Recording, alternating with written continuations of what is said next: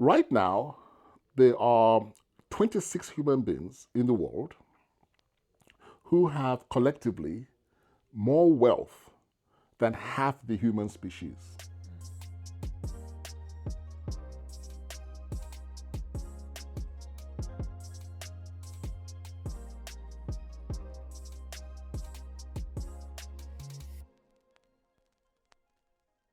Live from Gentlemen's Quarters Barbershop. Very special guest today, Osagie Imasogie, serial entrepreneur, lawyer. Pleasure to have you today. Much admiration for your business acumen as well as for your goodwill that you've given to the barbershop. But just to start off, in your journey throughout business, what do you feel is one of the most powerful tools that is available to us to be able to succeed? Thank you for having me. That's very kind of you. I've always enjoyed getting my hair cut here, but I've actually enjoyed much more the kind of discussions that we tend to have. So thank you for having me. That's very kind.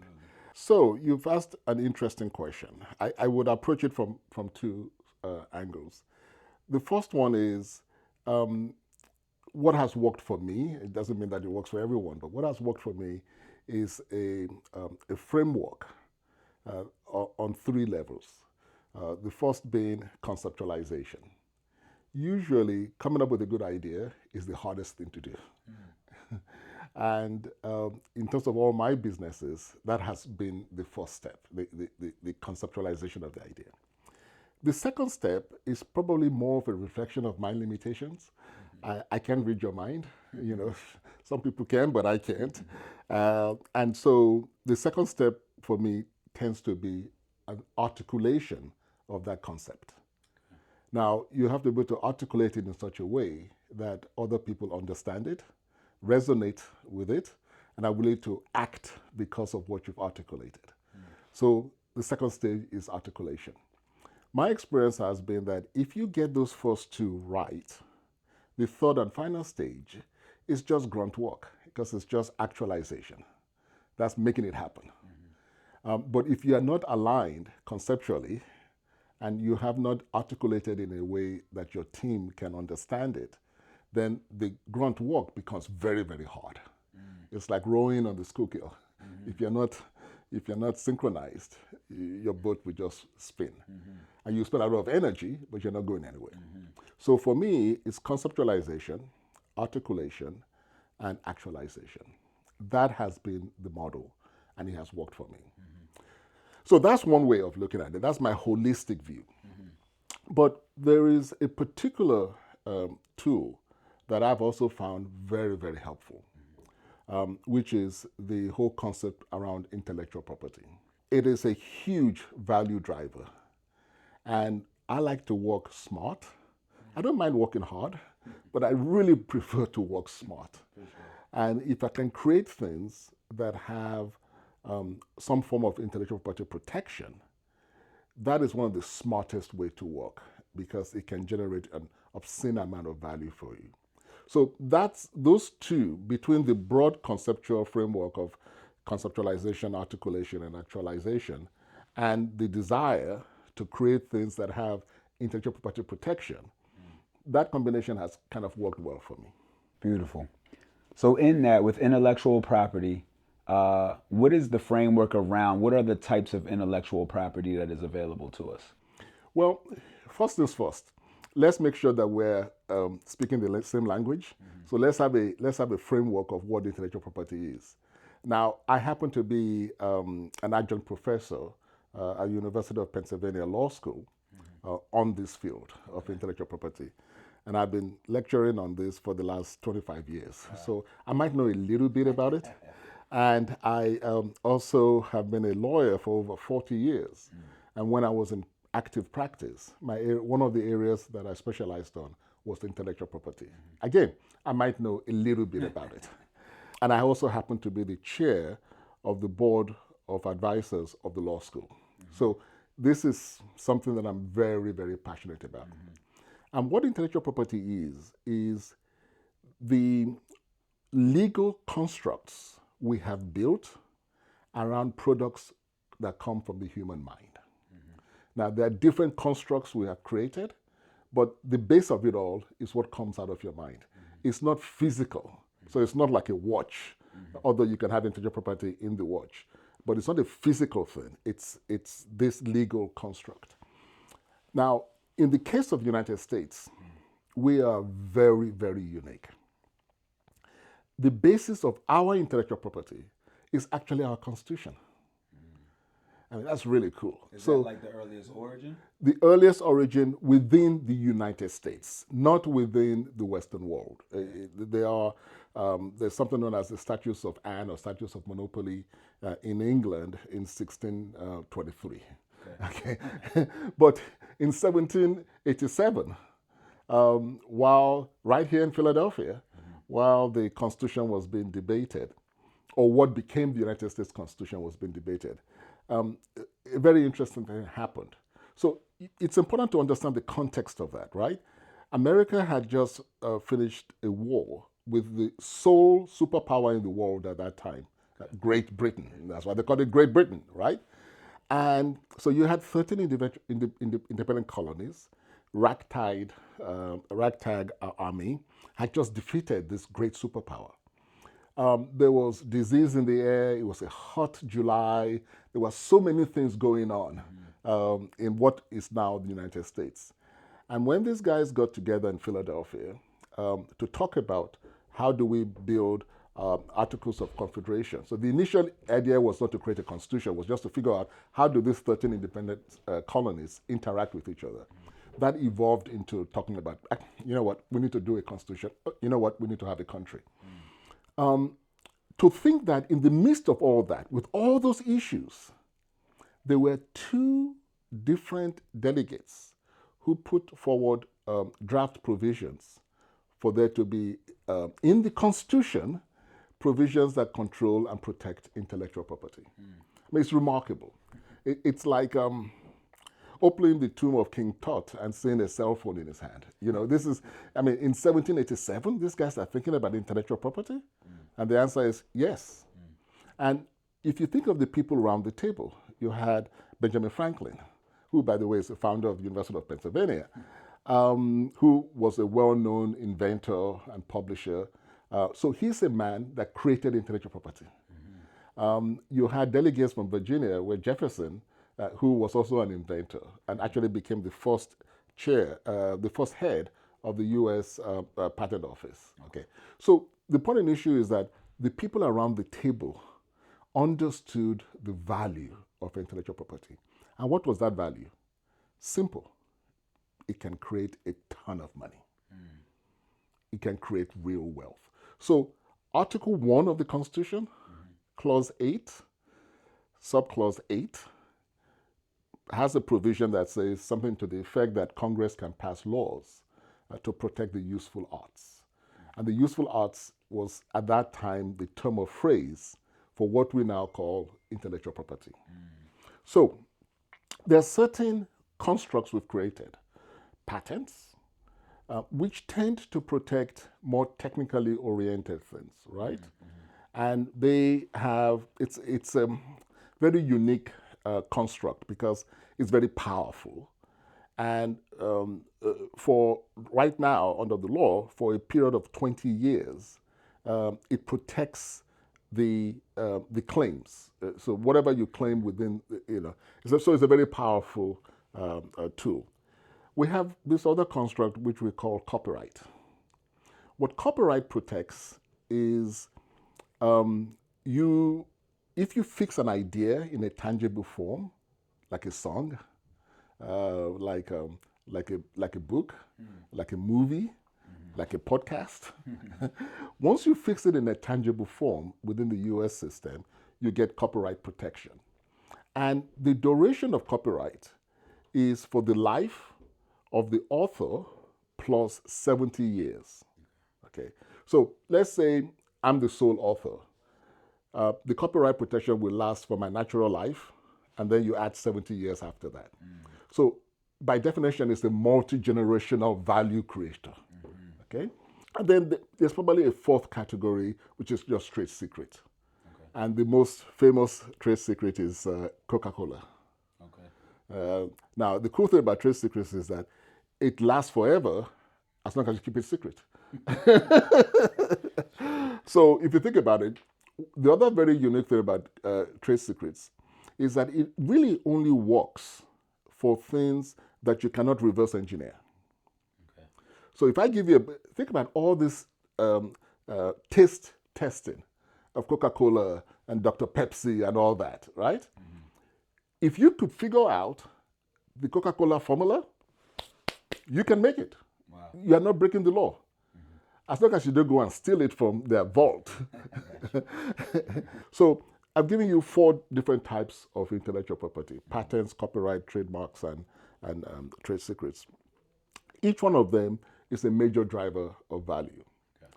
And particularly for us in the US, we're in a very, very unique situation where over 40% of our GDP, our gross domestic product, in other words, 40% of all the things we make in America and we sell come from industries that depend on intellectual property. So it is the largest single driver of our economy. Just to put this in another way that you can that is easier for people to understand about how powerful this is. Right now, there are 26 human beings in the world who have collectively more wealth than half the human species. So there are roughly 8 billion people in the world. And there are 26 people who have more wealth than over 4 billion human beings. Now, for most people, their reaction to that is, oh my God, income inequality, which is all true. But for me, what was fascinating was, how in God's green earth did that happen? You know, I mean, how is it possible that 26 people could have more wealth than half the human species? And when you ask that question, it leads you to, obviously, to another question. How did they make their money? Every single one of them made their money from intellectual property. Wow. It wasn't that they made their money from gas or oil or agriculture or manufacturing. No. Every single one of them made their wealth from intellectual property. Wow. Think about the richest guys in the world. Elon Musk, 100% intellectual property. Zuckerberg, 100% intellectual property. Gates, 100% intellectual property. It's intellectual property that creates this obscene amount of wealth, multi-generational wealth. And you may ask the obvious question, why? Of all the asset classes we know, land, agriculture, manufacturing, all these various asset classes, finance, why is it that intellectual property creates that huge amount of wealth and allows that level of concentration in wealth? I'll tell you. You want me to tell you? Of course. Okay. All right. So it's actually very interesting. This is part of my academic interest. I find it absolutely fascinating. So let me make it really straightforward. If a £1 million of gold was discovered today and came into the world market, what will happen to the price of gold? Down. It will go down. Yeah. Okay. If a billion barrels of oil, additional barrels of oil was discovered today and came to the world market, what will happen to the price of oil? Drops. Okay. Right now, let's take an old platform, Facebook. It's been around for quite a while. So it's more of the old platform. There are roughly 2.5 billion people on Facebook. So almost a quarter of the human population is on Facebook. That is the population of India and China combined on Facebook. If one more person joined Facebook, what will happen to the value of Facebook? Goes up. Correct. If 1 billion more people join Facebook, 1 billion, what will happen to the price of Facebook? I mean, the value of Facebook? Continues to go up. Correct. The direct opposite of what happened with physical items.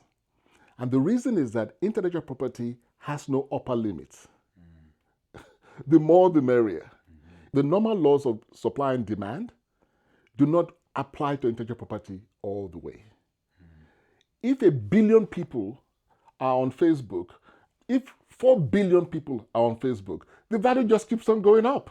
Wow. Whereas every other asset class is limited in its value growth by demand and supply. If you oversupply, your price crashes. Okay? But not intellectual property. So it's a fascinating space. And probably the last thing I would say about it is that, and this is why, it's worked for me in terms of my businesses. Most of us are living in a paradigm in which intellectual property is taken for granted. Most young people today, their whole life has been branded, right? From the diapers they used, to the bottles they used, to the clothes they wear, to the phone they have. Everything has a brand name. Everything has some form of intellectual property. And now, a lot of young people in the gig economy are making their whole living by creating content. That's intellectual property, okay? If you look at the African Americans who have become billionaires in this country, almost all of them became billionaires because of intellectual property, right? Either their music or their movies, a lot came through there. Quite a number have also come through tech. That's also intellectual property protection. So for most people, because it's such a part of their paradigm, they're not conscious of it. And they don't really understand its full power.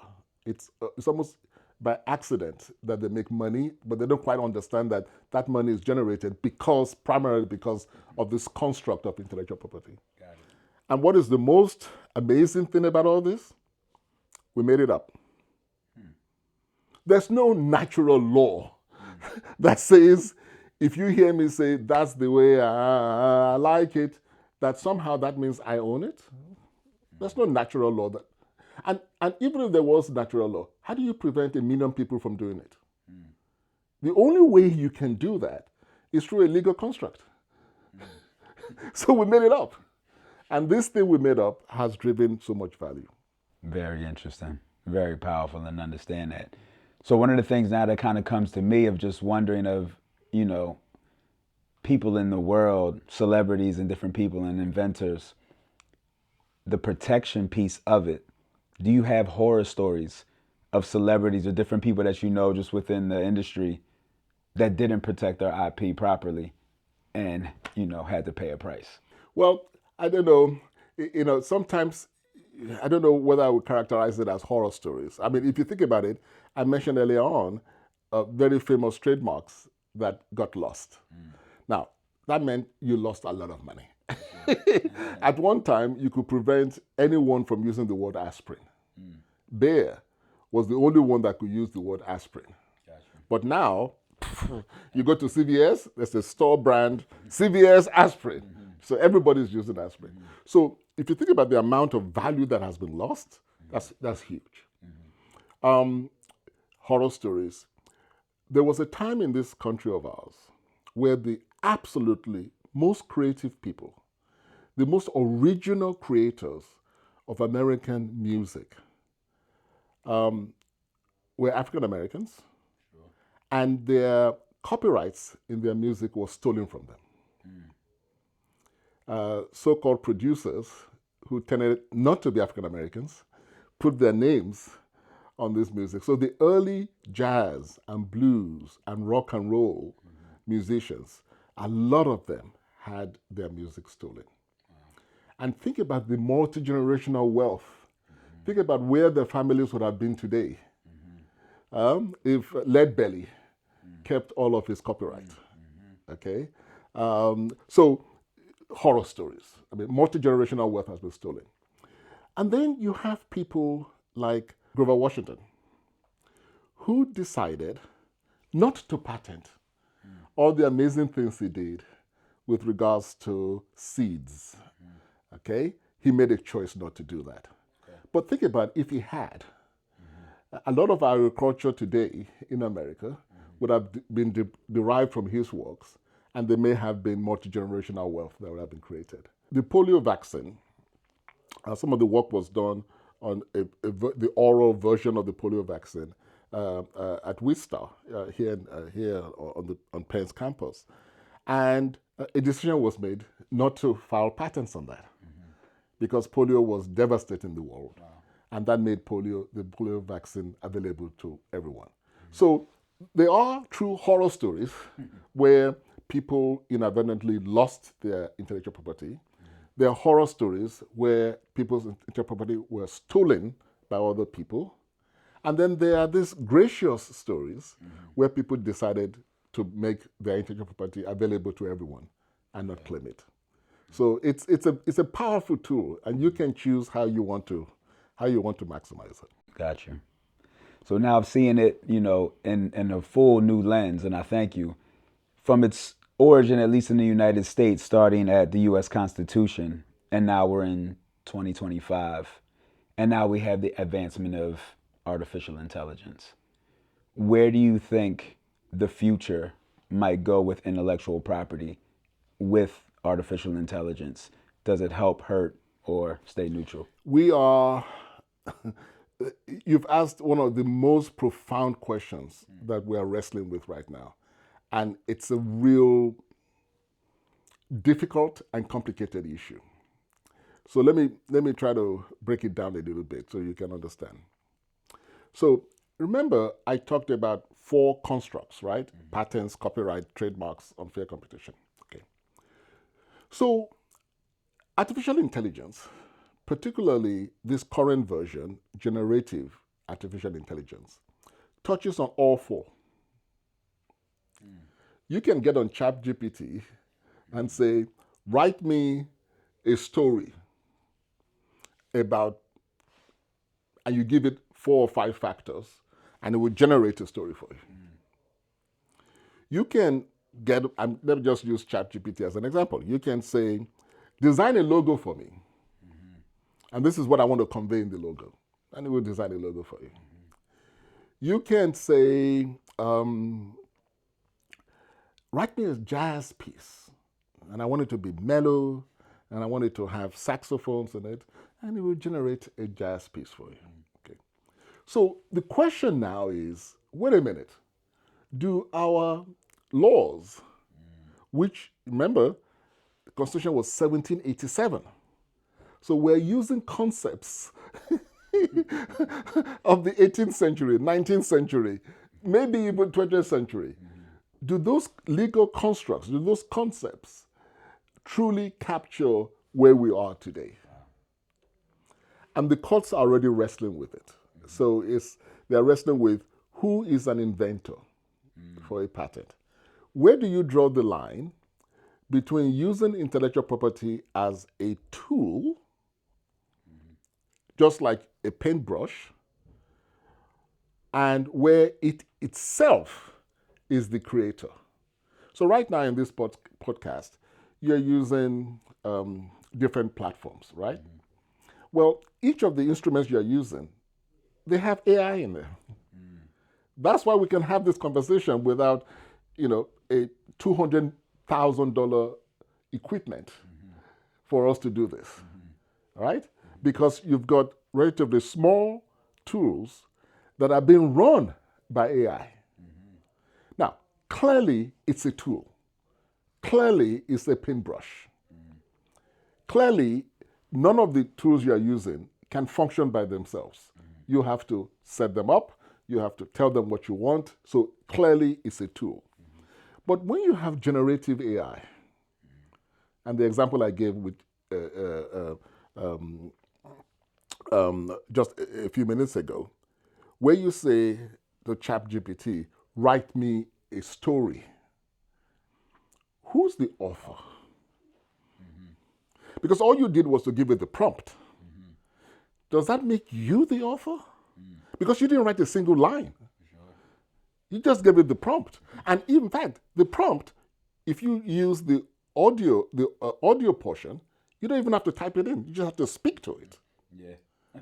So if it produces a 20-page document, who's the author? Good question. So far, the courts have been wrestling with this. And you have some courts that say, well, it depends on what percentage of what is created is you, and what percentage is the AI. Wow. That becomes a case by case discussion. Okay. There are other courts who had early judgments that said only human beings are covered by our intellectual property laws. Only human beings. So you have to be a human being to get a patent. You have to be a human being to get copyright. You have to be a human being to get a trademark. You have to be a human being to have trade secrets. That is becoming even more difficult to uphold. So the courts are wrestling with this. I think going forward, answering that question will lead to probably two things. It's already leading to different, so we've passed in the States new laws that address specific aspects of this, but I think we're going to eventually have to think more holistically and say, okay, how do we adjust all of our intellectual property laws to accommodate AI? I think we're going to eventually have to do that. But I also think that the next thing it's going to lead to is, I think we need to ask ourselves about the duration of protection that we give right now. You know, wow. Think about copyright. We tag copyright by the life of the author. Who's the author? So because that's when we have to tag the 70 years after the death of the author. So if you give the prompt, is it your death that triggers the, let's now start counting 70 years? Gotcha. You know. So I think we probably are going to have to wrestle with the duration of protection that we give. But there's no doubt, because we've already seen it. We've already seen it. There's no doubt that the use of intellectual property within the context of AI is most likely going to lead to an even further concentration of wealth.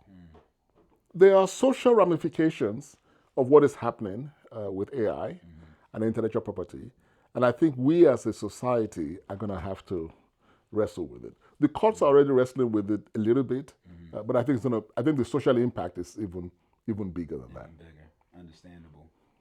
So almost in closing, for the years that you've been involved and been around intellectual property and law of it, what are some good fun facts that are out there for intellectual property of maybe worth of logos, different things are worth of somebody's portfolio with different things and who owns something?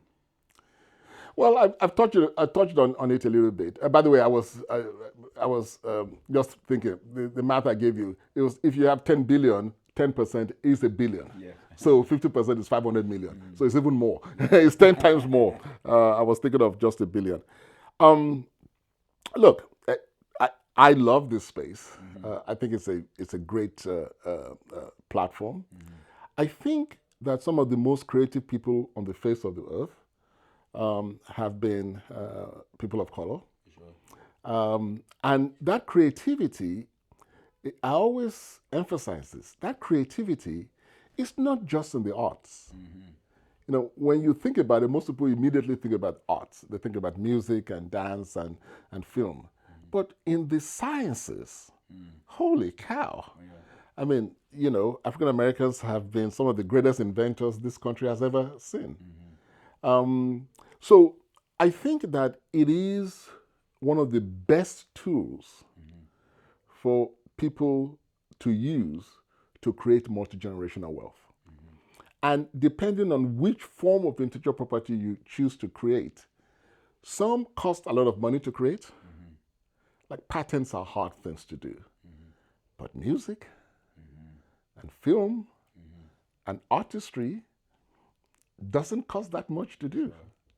And if you create content and you protect it in terms of your intellectual property in it, you could create multi-generational wealth. And that's what excites me about this space. I've spent a lot of my time in the pharmaceutical and drug development industry. And the good Lord has been kind. We've been successful with getting a couple of drugs through the FDA. And, they've generated good, solid returns because we had patents around them. We had trademarks around the name of the drug and that kind of thing. We had copyright on the descriptions we developed to market the drug. And there were still things that we had as trade secrets.